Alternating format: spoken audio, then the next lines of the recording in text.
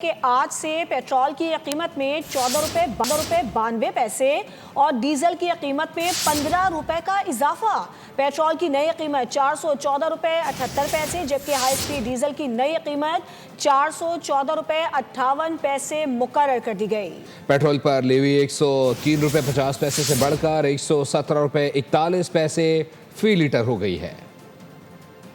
हुकूमत ने मरहम के बजाय जख्म मजीद खुरच दिया। आवाम की जेबों पर 15 रुपए का मजीद बोझ। होशरुबा महंगाई में एक बार फिर पेट्रोलियम मस्तूआत की कीमतों में इजाफा कर दिया। पेट्रोल और डीजल की कीमतें 15 रुपए फी लीटर बढ़ा दी गई। जारी नोटिफिकेशन के मुताबिक हफ्ता भर के लिए पेट्रोल और डीजल 415 रुपए फी लीटर मिलेगा। पेट्रोलियम डिवीजन के मुताबिक पेट्रोल और डीजल पर फी लीटर लेवी 13 रुपए 91 पैसे बढ़ा दी गई। पेट्रोल पर फी लीटर लेवी 117 रुपये 41 पैसे हो गई है।